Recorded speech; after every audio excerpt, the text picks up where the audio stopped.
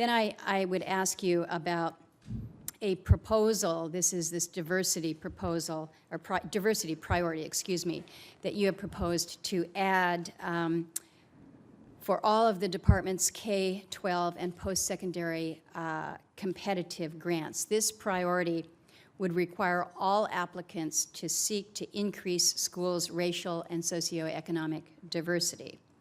And I understand that schools and campuses can satisfy the requirement by investigating the barriers to diversity, changing school assignment policies, creating or expanding school choice, or changing how funds are allocated to schools. So I think we would all recognize that increasing diversity in our schools is a worthy goal. I also understand the concerns about outcomes of students that are enrolled in some of our nation's very high poverty schools.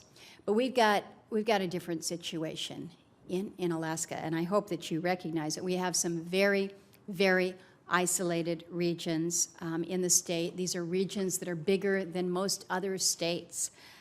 Poverty is high. The population in most of these is almost entirely Alaska Native. There's no roads. 80% of the communities in Alaska are not accessible by road. Oftentimes where you do have roads, it's very dangerous to transit in the winter. So we know the barriers. We know the barriers very well. Many of the schools are barely able to sustain a K-12 school, so school choice is not an issue here. And then allocating funds is not going to change the facts on the ground. It is still a very small school, very isolated, geographically islanded. So the proposal, as we look at it, could essentially prevent many, many rural Alaskan school districts and even some of the University of Alaska campuses from qualifying for any competitive grants from the department. And of course, these are just exactly the grants that are designed to help the schools serve these students better. So I would ask if you would look at this proposal and either redraft it so that schools in places like Alaska that are so remote and are so unique are either exempt from this proposal or rescinded altogether.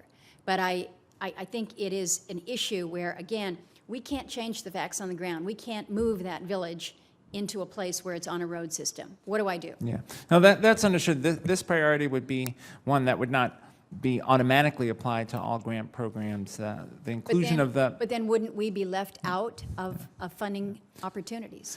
So as we develop grant programs, this is one of the considerations that we would have, whether it is feasible for all of the grant applicants to pursue this particular priority. Many of our grants, as you know, have priorities around serving rural schools and rural communities. We would certainly take into account issues of geographic isolation as we assemble a grant application.